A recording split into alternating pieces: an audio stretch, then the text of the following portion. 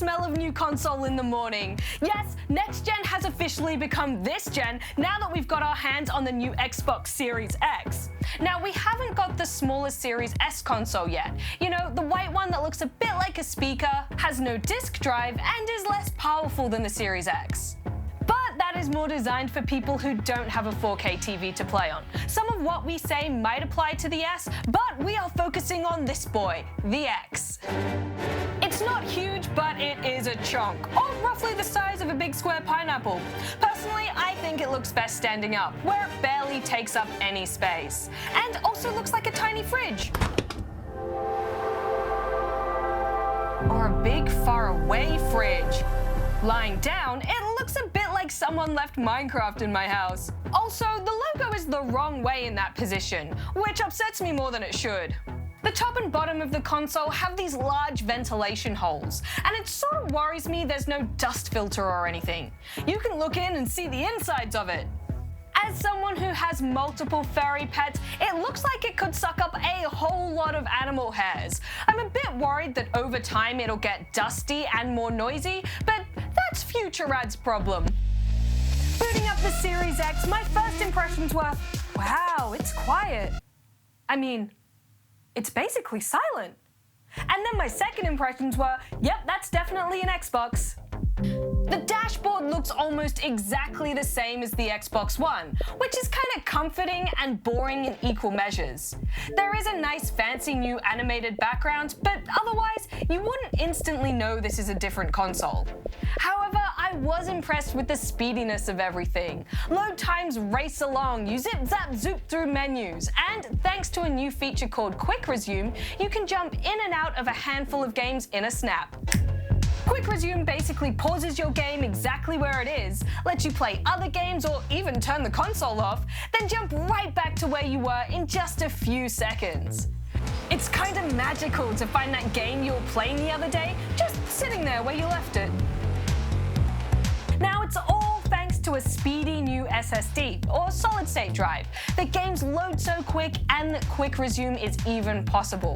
Seriously, games that took a full minute to load on the Xbox One now take mere seconds. Also, the X is fully backwards compatible with thousands of old Xbox games, which is awesome to have. The extra power of the new console is used to run them too, so they play silky smooth and load super quick.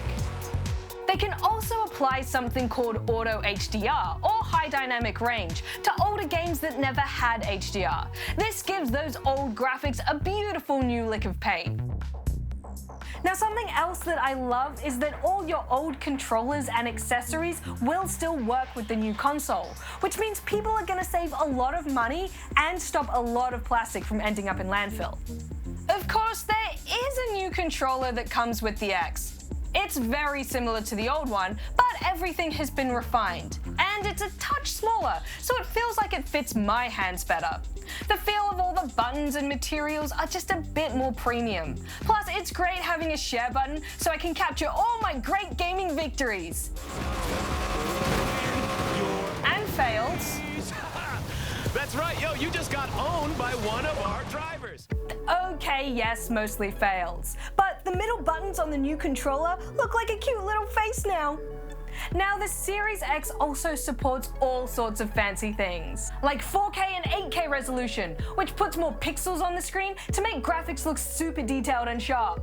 High dynamic range, which improves lighting in games to look more realistic. And variable refresh rate and up to 120 frames per second, which kind of work together to make games look smooth in motion and remove pauses, slowdown, or screen tearing. Whew!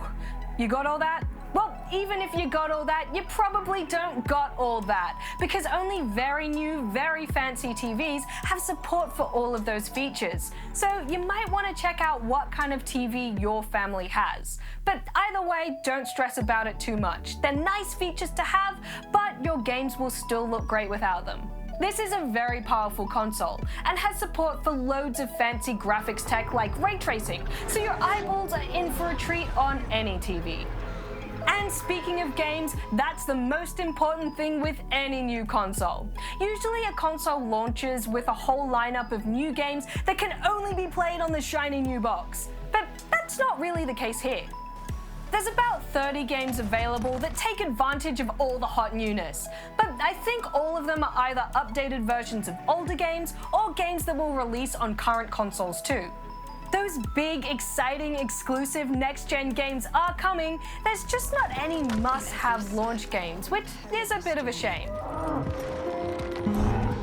And that's about it for our first impressions on the new Xbox Series X. It's a seamless switch from the current gen. Everything from games to controllers just work, which is super impressive.